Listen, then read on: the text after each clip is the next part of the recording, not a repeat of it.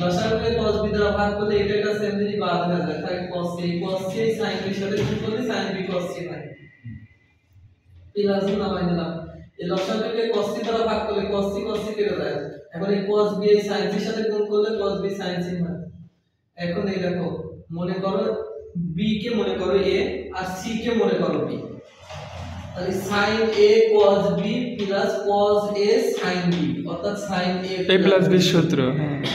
সেটা বুঝতে পারছো একেবারে এই অধ্যায়ের শুরুর প্রথম সূত্রটাই আটটা সূত্র আছে প্রথম সূত্রটাই নিচে আছে তাই এখন b plus c এর মানে এই দেখো টেকনিক প্রয়োগ করে বের করে রাখছি b plus c আছে রাখলাম এই ওই পাশে গেলে মাইনাস হয় তাহলে b plus c এর মানে হলো পাই মাইনাস a আর cos b cos c এর মানে যে ডিভাইড করা আছে cos a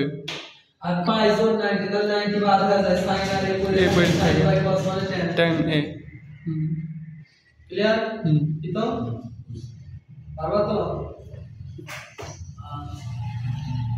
ক্লাসে সবচেয়ে ভালো পারে কে তোমাদের তো তোমার কি অবস্থা বাসায় যাও করো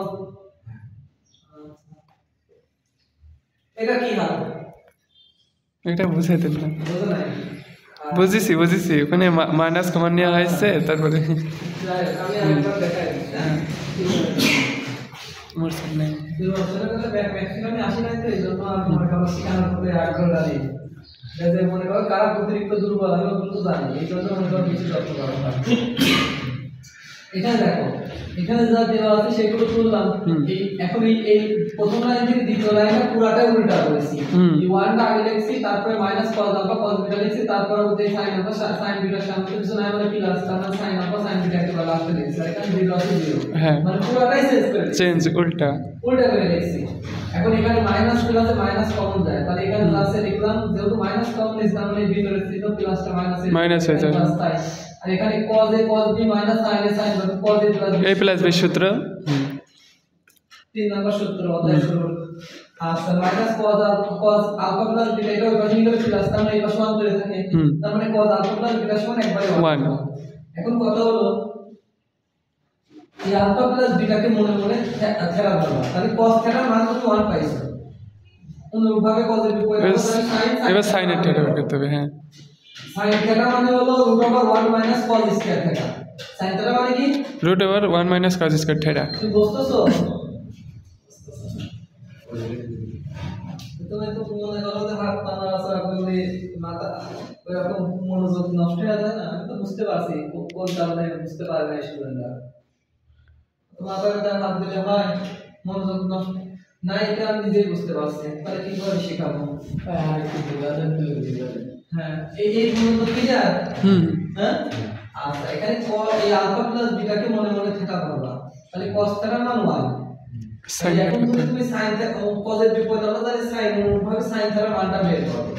তাহলে sin থেটা মানে হলো √1 cos square theta sin theta সূত্র এখন কথা হলো এখানে জাস্ট নামাই নিয়ে আসলাম এই যে cos আলফা প্লাস বিটা মান জানি 1 লিখলাম 1 উপর হোল স্কয়ার দিলে 1 ই হয় একবারে 1 এ লিখলাম 1 1 মানে 0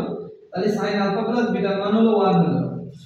0 এখন এই আলফা কে মনে মনে a ধরবা বিটা কে মনে মনে b ধরবা তাহলে sin a plus b সূত্র হলো sin a cos b plus cos a sin b এখন কথা হলো এই প্রথম মান দ্বারা এইটাকে এবং 0 কে যদি ভাগ করি তাহলে এই মান দ্বারা এটাকে ভাগ করলে সেম মান কেটে দেয় 1 হয় তাহলে এই মানটা আবার এই cos আলফা sin বিটা কে ভাগ করলাম 0 কে ভাগ করলে 0 ই হয় এখন cos বাই sin মানে cos আর sin বাই cos মানে কি tan বুঝতে পারছো এখন কথা হলো পরীক্ষায় যদি এরকম আসতো যে 1 plus tan alpha cot beta প্রমাণ করো তাহলে কিভাবে করতে বলো একটু ঘুরাই রাখতাম এই cos আলফা sin বিটা এইখানে রাখতাম এখন কথা হলো যে যদি প্রমাণটা এরকম চায় তাহলে এই দ্বিতীয় মান দ্বারা সবাইকে ভাগ করতে হবে তাহলে এই মান দ্বারা একে ভাগ করলে তাহলে cos বেশি থাকে আর sin উপরে তাহলে sin বাই cos মানে tan আলফা বুঝতে পারছো আচ্ছা আর cos বাই sin মানে cot আলফা হইতো আর এইটাকে এটা দ্বারা ভাগ করলে কেটে দাও 1 হইতো বুঝতে পারছো